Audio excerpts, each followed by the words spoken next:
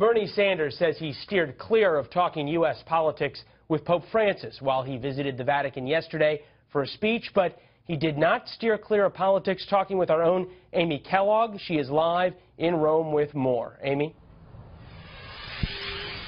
Leland, well, Bernie Sanders certainly bigged up that meeting with Pope Francis because he is a very big Francis fan. Pope Francis, on the other hand, was careful to play it down, and he said earlier this afternoon that he was not intending to get into politics at all in this encounter. He said that Bernie Sanders was waiting for him in the lobby of the guest house they were both staying in as Pope Francis headed off for the Greek island of Lesbos at 6 o'clock this morning. So it was a friendly meeting. That trip to Lesbos, though, Leland, highly emotional. The Pope saying that he went there to be with the thousands of refugees, to show them that they're not alone. And in fact, Leland, he brought a dozen of them back with him to Rome. They're going to be guests of the Vatican.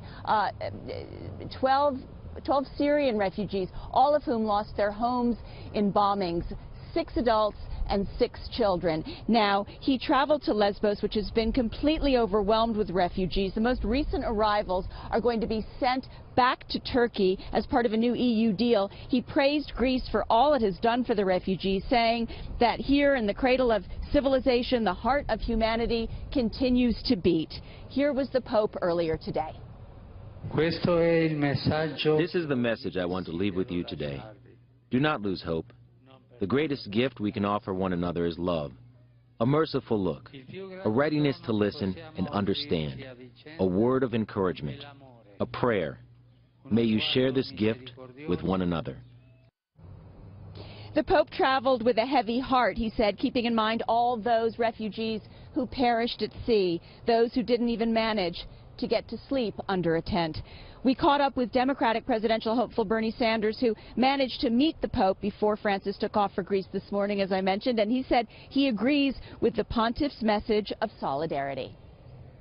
We have an obligation, and I know that there are some people in the United States who say, no, let's build a wall, let's not welcome any of them into the United States. This is a global crisis. It's not just the United States. Europe, the United States, the Gulf region itself has got to help out people who are now in absolute desperation.